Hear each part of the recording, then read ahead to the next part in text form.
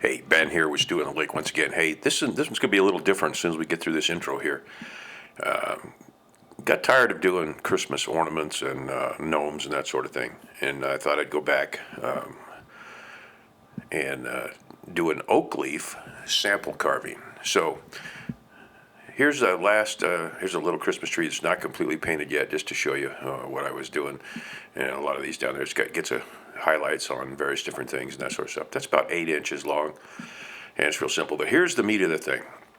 So here's a acorns and oak leaf kind of a sample. So this one is just roughly finished, and this is going to be in two parts because I want to talk about some things going on in this. And this one just has a coat of light wax on it, or dark. It's a coat of furniture wax, and it has a dark pigment in it. And I put that on there to show you where I needed to remove some more stuff on there and give it a little character. And it's in basswood. So what is this? This is a sample piece. So you're going out and you're doing commission work. You draw out a project. Someone asks you to do a commission for you. Like let's just say you wanted to carve these oak leaves up above the entrance to their doorway on a beam or something along those lines. So you would put together a sample, or I put together a sample piece to give them an idea, and then we can talk from here. Like, do they want the veins to stick out like they do in this on the rough carved?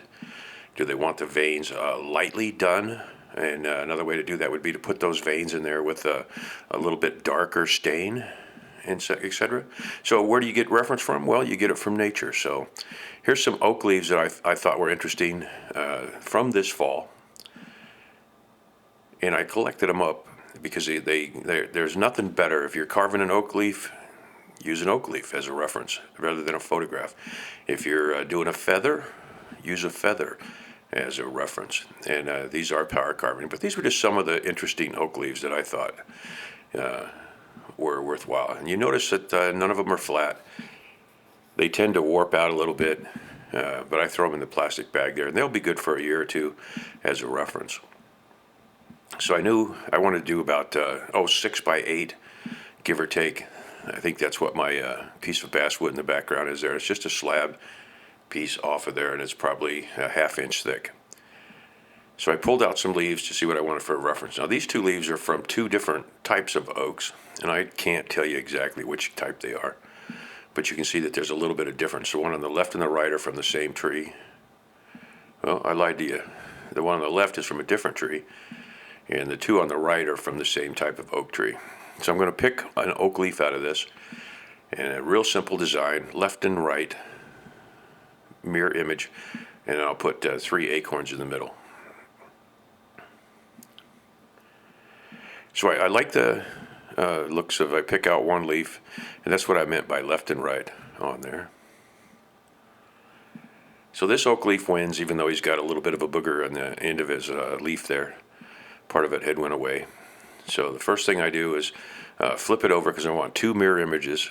So I'm going to redraw this leaf on the right side up.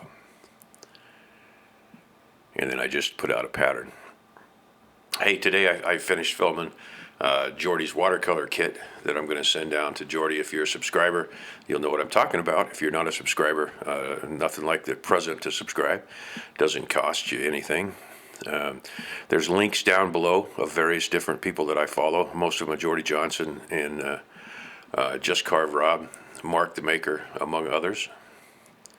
There's also a link down there where you can contribute to the channel if you wanted to. Some of you contribute too much. Don't do that. Quit contributing. You make me feel guilty. But you can just pick an amount down there. Buy me a coffee. It goes through PayPal, and it helps out the channel. And it lets me know that you guys are watching and care. So I took that leaf and I flipped it over on the correct side and put it up in a mirror image. Now this sample piece is going to be inset, meaning that the carving is inset into the board. So the leaves will be somewhat proud, and then they'll be concave down into the board. And it's called low relief if you're in the art carving world. And now there's another way to do that, and that is to applique almost it. In other words, I would cut the leaves and the acorns out, and they would stand proud, and then you would glue those onto the face of a board, and that would be another way. And if I were doing a sample piece, I would probably do both of those. I would do one where they were like an applique stuck onto it, and then I would do the second one with them incorporated into the board. Obviously, the harder to do is the low relief in the board. So now, design element, totally up to you. And when you build something like this, I've got acorns in my head, so I don't have to go and pull an acorn out, although I do have acorns for references. And these are rather about the right size, actually, maybe a hair smaller than the acorns that I would normally collect from a tree like this.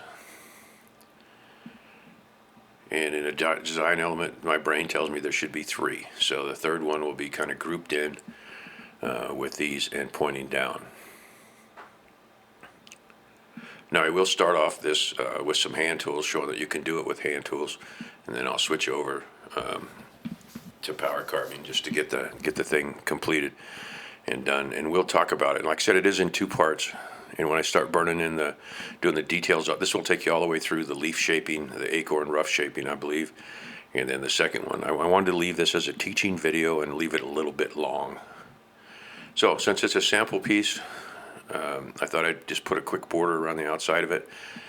This is what what I would normally carve on a board or a panel or a rail or a stile if it's going on a piece of furniture. I would leave a little bit of a border on the outside because the cabinet maker has to be able to incorporate that in there. This line on the bottom, leaving that 1/8 or 1/4 inch around there, helped square up the board to the thing. You look at my left thumb there. You shouldn't use. When I'm carving, I've got red marker pens that I use, and Sharpie markers, and they show up really good on stuff. But if you happen to tag your thumb with the red Sharpie marker and you're a wood carver, then you've got red showing up in your video all the way through it. It kind of makes people think that you cut yourself, and if you're a wood carver, cutting yourself would be bad. All right, so that's a wood burning pen. It's from JPL Enterprises. It's Ultima 2. It's my favorite one. It's one I've used for 25 years. And I'm cutting about 1/8 of an inch deep, about as deep as this will go. And this is 2 times the speed, or 2.5 times the speed. And I'm just outlining the leaf. The leaf I'm going to leave a little bit proud. So I'll go around and outline the leaf. I will outline around the edges of the border that I left, that I just drew in with the pencil. And you can see in between, I took it over to the bandsaw and squared that up real quickly.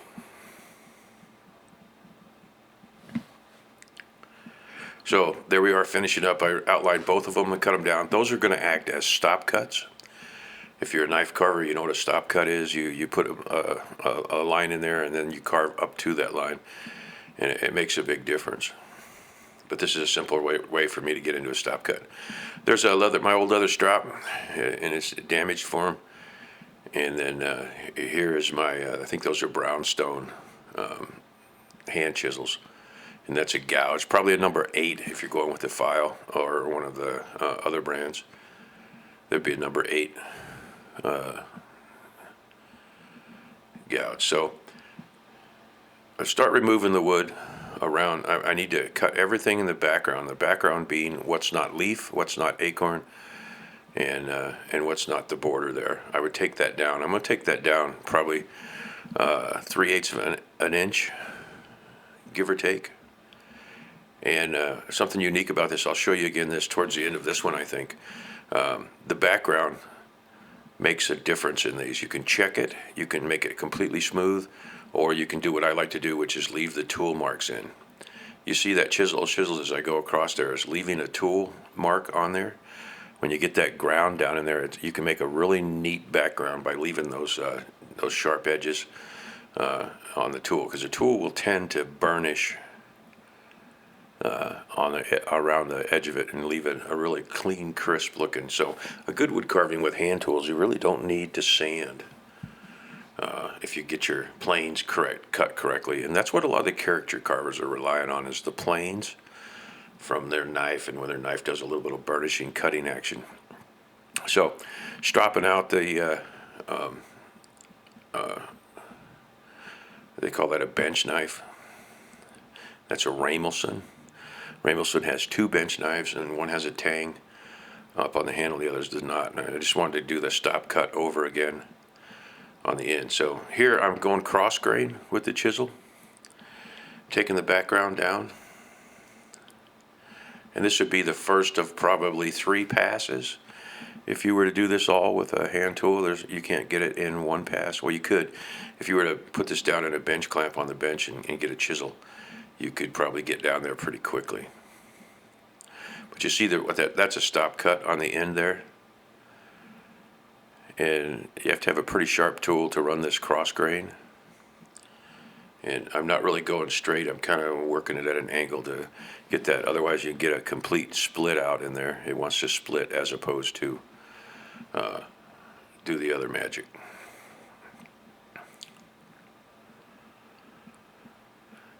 So this piece I would take to the client, and then we would be able to discuss what they wanted to do with it, and if the concept is there, and then we could refine from there. And you may end up doing 2 or 3 sample pieces before you get one that the client who did the commission is approved of. And the 2 commissions that I'm currently working on, they're big, huge, humongous commissions, and they're going to take forever. I did a total of 5 sample pieces, and if I get a chance, I don't have those sample pieces there. I would share them with you. They are down at the designer. So what happened was, you've got a design firm working for a client, and they commissioned me to do these pieces, or these carvings, and I drew the concept out according to what they asked for, blueprints and drawings and that sort of thing, and then drew some sketches, and then I did initially on the one project 3 sample pieces, and then on the second project 2 sample pieces, and then they took those to the client, and we did a few changes and talked about the details, and now we're just awaiting. In one case, the cabinet maker is building cabinets, and they're pretty substantial, and then they are going to give me the wood sections and portions of the cabinet, and I will do the carving, and then they will incorporate those in. But that concept was sold based on something like this, a sample carving.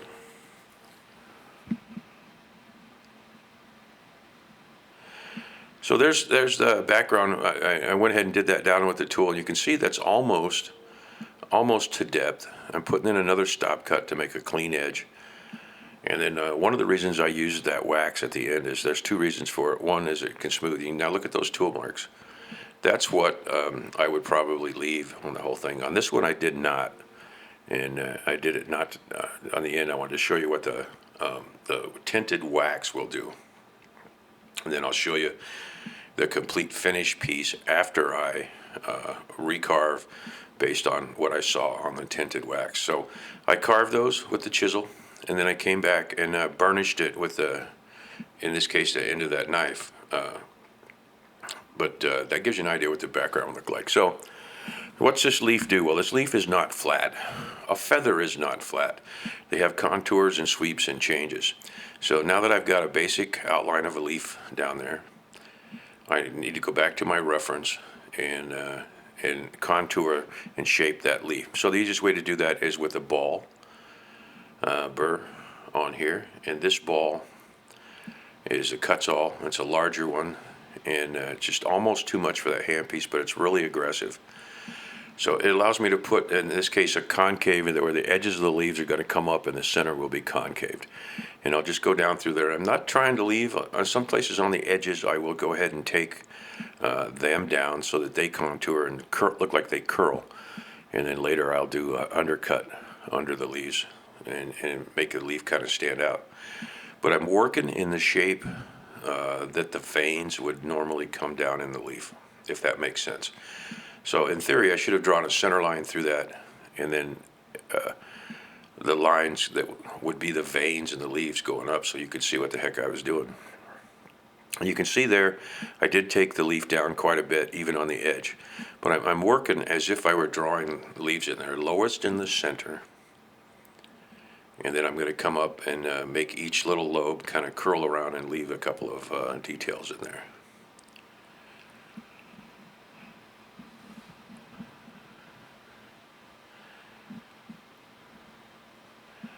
Then I will come back over these at some point with a ruby bit and maybe even a little bit of sandpaper and finish this out after I get the leaf veins sticking up in there.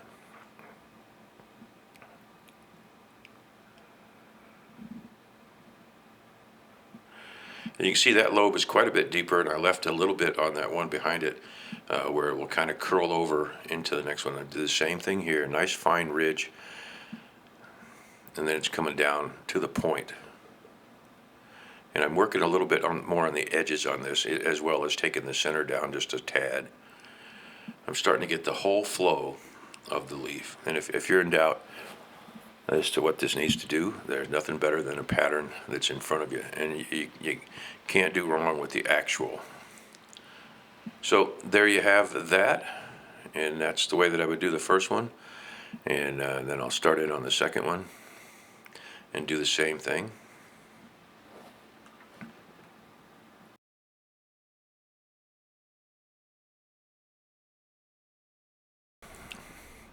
And you can see I'm getting pretty deep down in there. That's in an iCube, Ram iCube carver. It's a micro carver, 0 to 40,000, and it's probably about $300. It's not too bad. 280, 300, somewhere in that range. That's my backup carver, and my good carver is the Oz 2 Plus. And it's a micro carver also, but the hand pieces are a little bit better. If you go back, if you subscribe and then go back into the videos, there's probably 150, 200 videos. I haven't done a count lately. I talk a lot about the hand pieces and whatnot. So if you're interested in getting into this, you could certainly do this with a Dremel. It won't fit in your hand as comfortably as this is. This is almost a pencil, and this one's a little fat for my taste. The Oz hand piece is a little bit better. So I've contoured both the leaves down, and then the next step in this will be I'll do the acorns, round those out, and then I'll start doing all the finish carving. I wanted to leave this somewhere around 20 minutes, so I'm going to leave this in two parts because it is a teaching video. But you'll see at the end of this, and the piece that I show you here is not the complete end. Because I did go back after the piece that I'm showing you and I do a little more finish work on it. The stain that is in the wax helps me determine where a stain would normally leave a mark. Does that make sense? So if I'm going to stain this, and usually it will get a stain, I'll have to go back and correct that. So here's the end of part one. Part two will be coming up shortly. So like, comment, and subscribe. Hey, thanks a lot. This has been Ben with Stu on the Lake.